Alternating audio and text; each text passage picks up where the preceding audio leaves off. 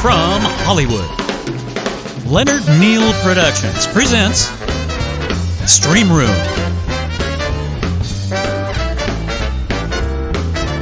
And now, here's your host, Leonard Neal.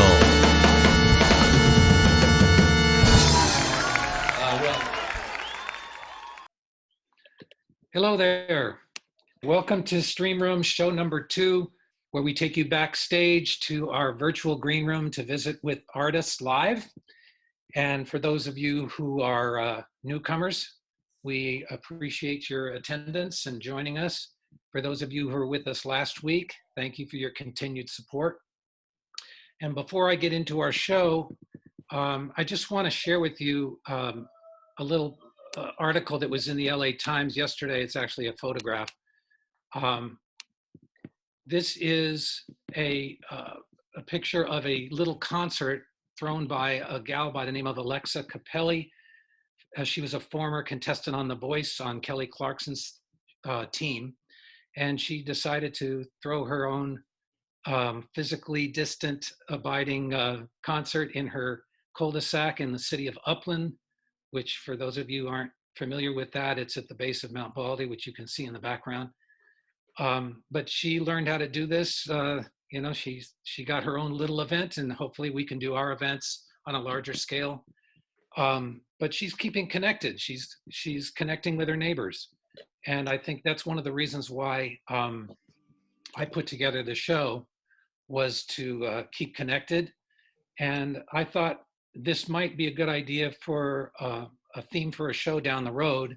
If all of you want to send me your comments or put a thumbs up on the screen, of just making a show where we kind of introduce each other on a more personal level, so we get to know each other and take advantage of this time, which is bringing out the human part of everyone. Because it's definitely a level playing field. This virus has no preference.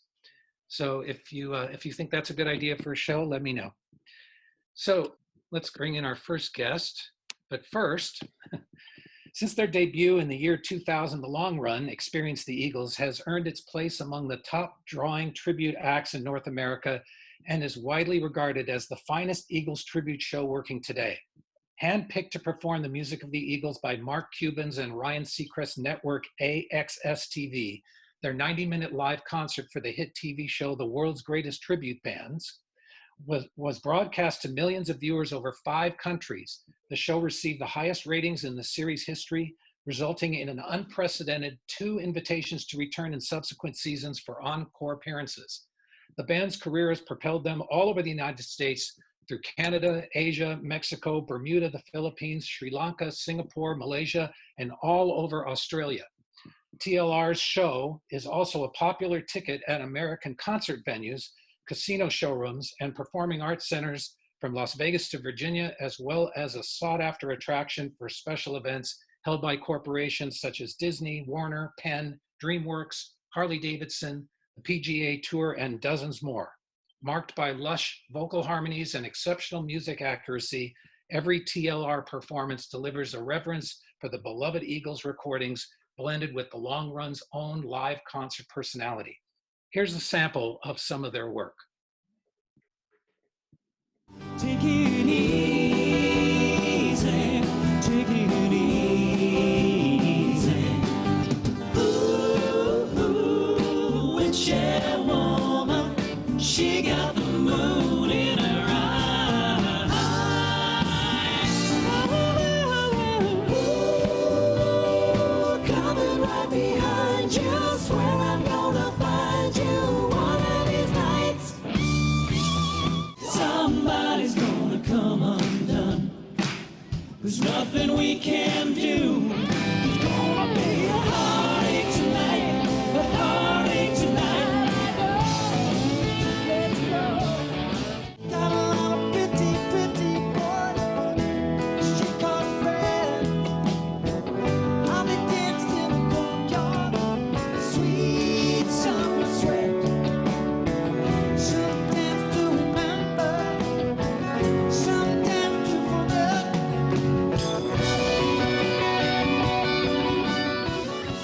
long run played a tribute to the Eagles. The show was an hour and a half long, busted out every Eagles hit you could possibly want to hear, and they played to a packed house that was just loving every single second of it. The energy on stage was amazing. It was an awesome evening, and I'd love to experience it again sometime. I would recommend anybody to come to this thing, to be there and feel the vibes.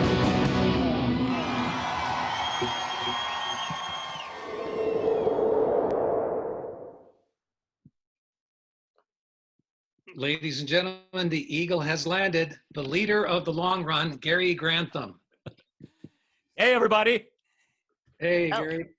Thanks Hey, for joining us. Mark and Nancy and Mindy and Carrie and all these other Victoria. So, Are we sharing the room with any Eagles fans whatsoever? By a grunt or show of hands or show anything? of hands, anybody?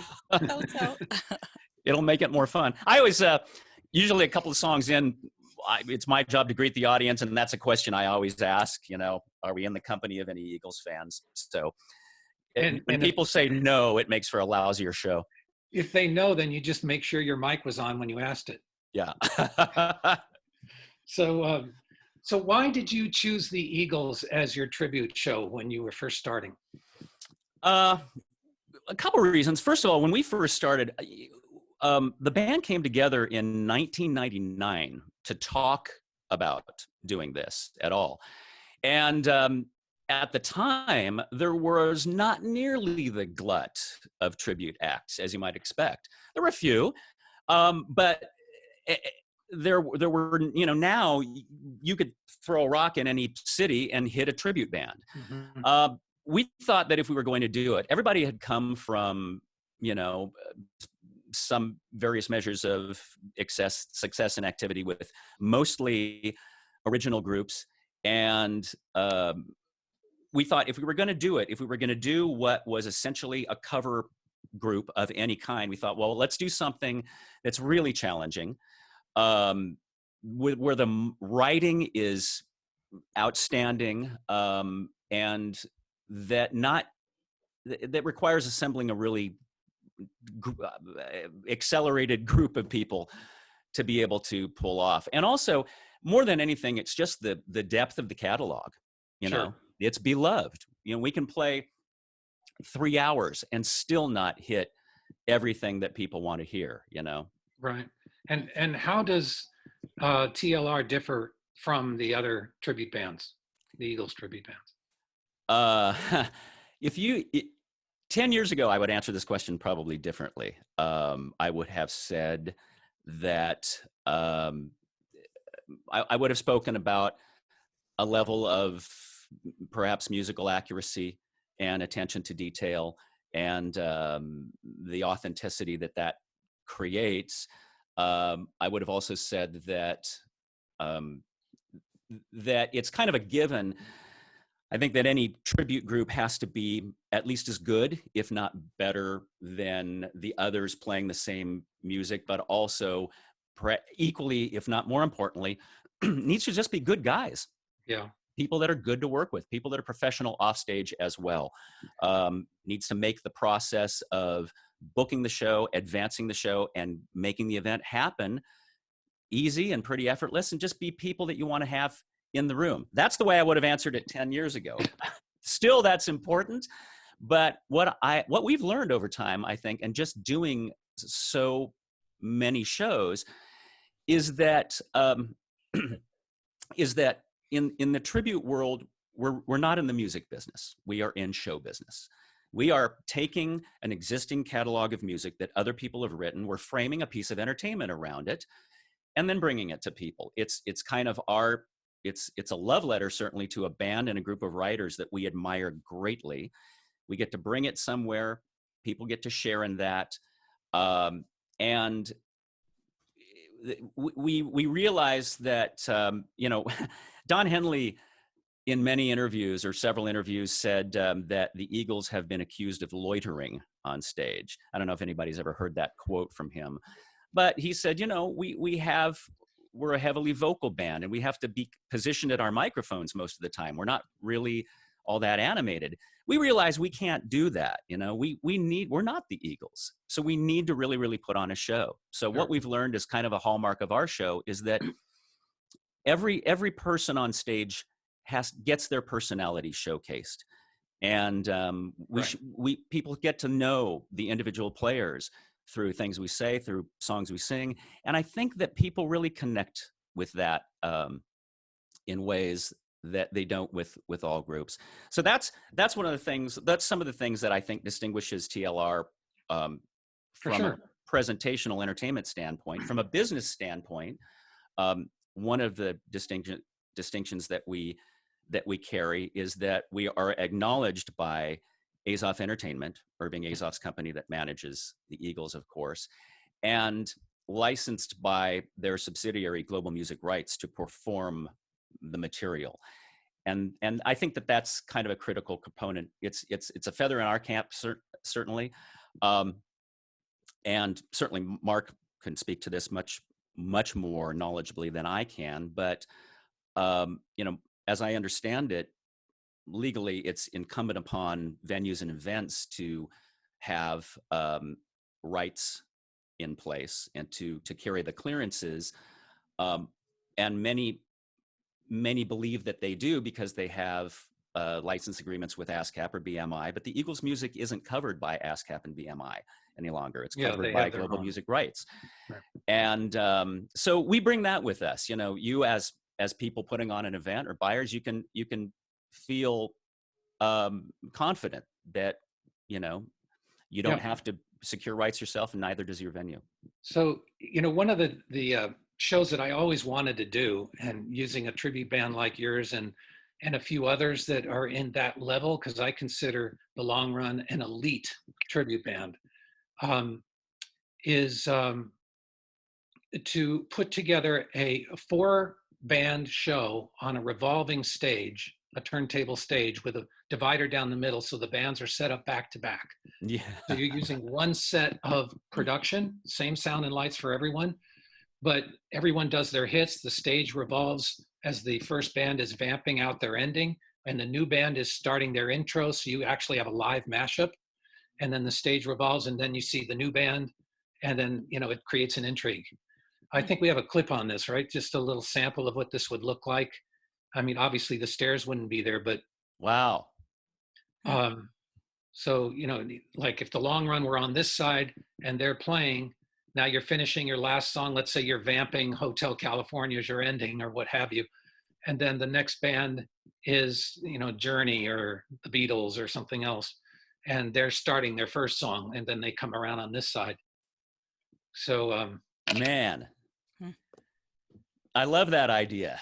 Yeah. That's what you get with Leonard Neal. You get not only somebody who's going to do your contract and bring you the entertainment, you get a show producer who's always trying to think of new ideas.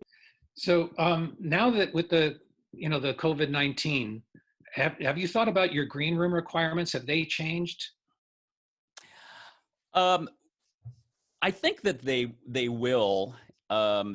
For us, most venues that we work with are really, really trying to hunker down and figure out every angle of how to reopen, how to resuscitate live entertainment. But I think probably the obvious ones would be, you know, a hand dispenser kiosk in the room, the food is covered, the tablecloths are new or are fresh. We've begun to have these discussions with some venues, you know, who are rescheduling, and there are obviously a lot of those now. A lot of shows postponed and rescheduled, and we've begun those discussions, you know, about how will the green room be set up? Will there literally be distance between, you know, the seating areas? Will they take couches out, and will it be just a circle of chairs, you know, as far apart as they can? As they can get them. And you're right, things like hand sanitizers. It's all still kind of a question. Yeah, and of course the obvious stuff, like the room has to be wiped down, the door handles, the chairs and so forth. I think that's pretty obvious. But in regards to 2020, I know you guys do a lot of shows, over 100 shows a year. How has this affected your business? Let's see. This is my first gig in the last 2 months. This right here. It's definitely affected it, like for everybody. That's overstating the obvious. And there are events as far out as fall, October, November, that have simply finally said,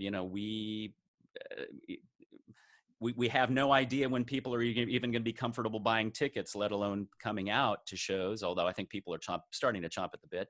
So that, a lot of it is now being pushed into 2021.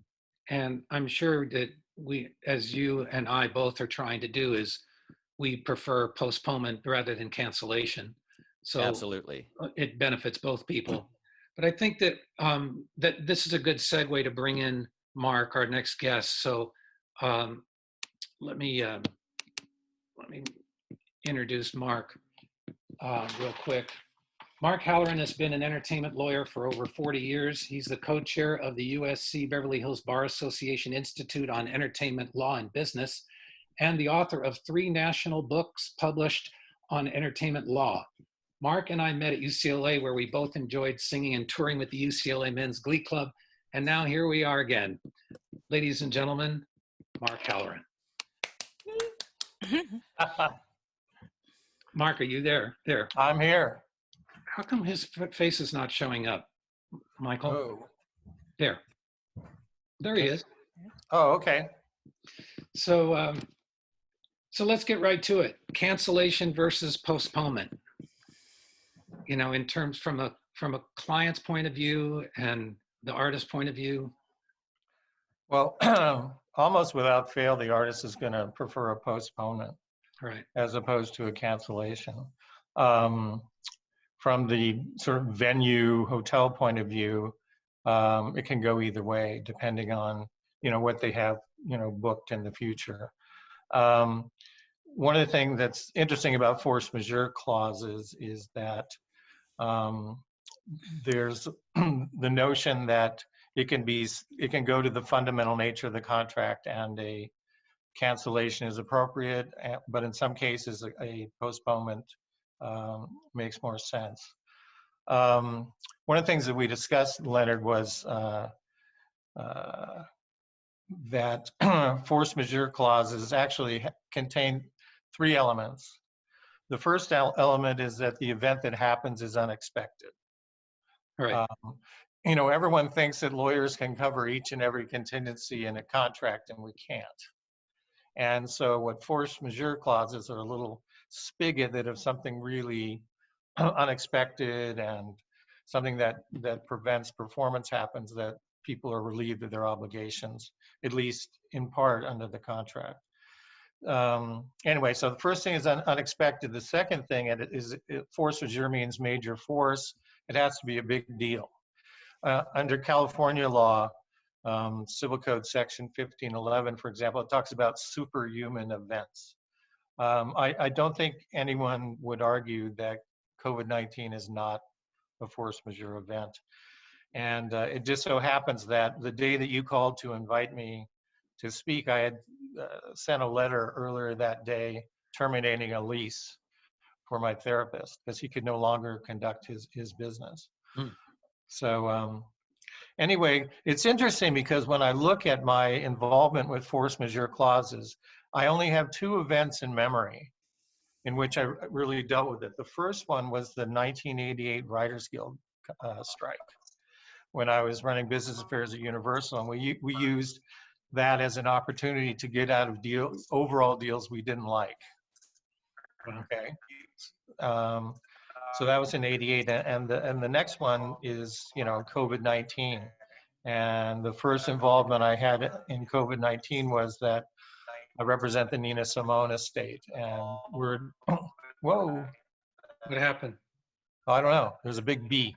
And anyway, we got a letter from Polygram saying that they were, because of the force majeure event of COVID-19, that they were postponing the period of time under their option, which is something that we thought was appropriate and didn't resist. Now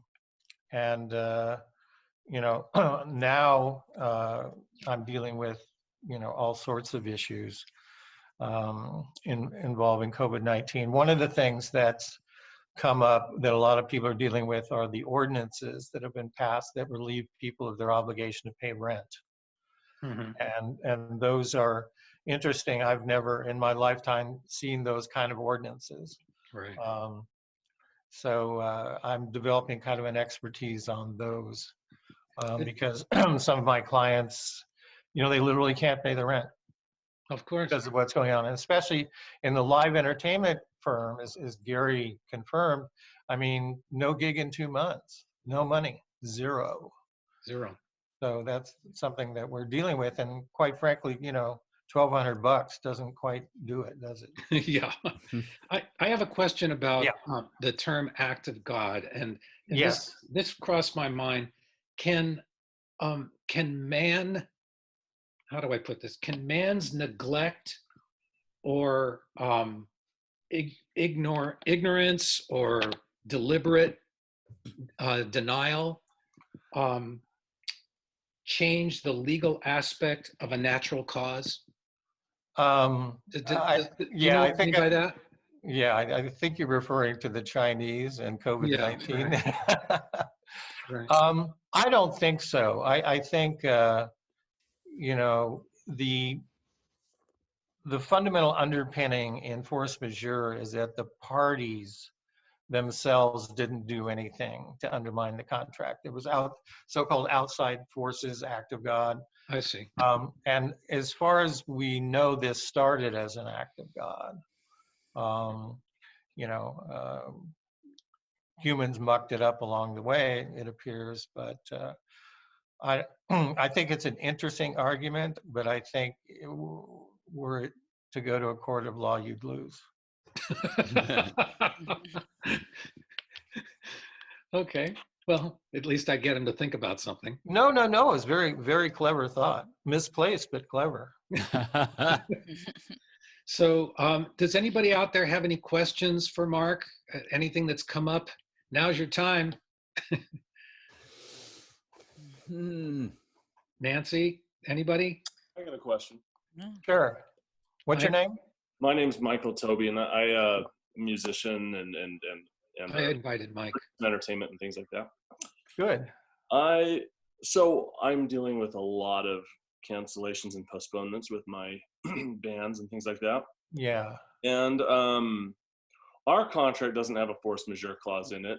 In fact, it's quite rigid, and it states that, force majeure clauses dictate what happens in these act of God events. And ours Correct. is clear that the deposit is lost, and we've reserved the date for them and things like that. Right. So according to our contract, it's quite rigid, and it appears that we can keep their money and all kinds of stuff. Now we're being generous and fair and everything, so we are making. Why would you want to do that? Well, because we want to maintain relationships, but we are fair and yeah. Well, you're pointing out an interesting thing, which is that people in their contracts can modify the legal notion of force majeure like you did, which is keep deposits and that sort of stuff. You're free to do that, and those things are enforceable. But there is this notion that California law section 1511 as a force majeure clause, as it were, that's inferred in contracts, in California contracts. But if you specifically override its applicability like you did, you're free to do that. So I guess thanks for that. I guess my question is this: as I've talked to clients, and we've had very little disputes about this because we've been really generous and fair, but there have been a couple times where we've come to a little bit of contention as to like, wait a second, we've gone as far as we can go. You need to make some concessions also for some of these postponements. Right. Yeah. Is there necessarily a law that dictates in a contract or in a force majeure situation what remedies need to happen in either direction, or is the law of force majeure just dictating what the circumstances is, and the contract necessarily dictates what monies? Yeah, it's a contract that controls. There are no under California law, it defines what it is, but it doesn't have a prescription per contract. So most people look at the language and you look at the relative leverage of the parties. You know, I don't know if you have an arbitration clause. I don't know if you have an attorney's fees clause. You know, there are parts of your contract that a lawyer would look at and say, hey, that gives you a little more leverage, or that doesn't give you a little more leverage. The vast majority of contractual disputes are worked out through negotiation.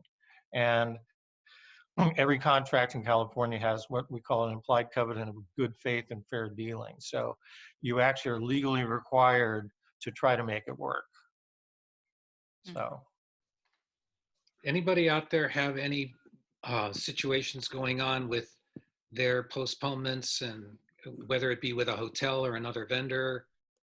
I know, Blake, you were working with Las Vegas on a program, and they are so shut down right now. It's really tough. Actually, I heard that Las Vegas is starting to come back within the next week. Did you? Yeah. Wow.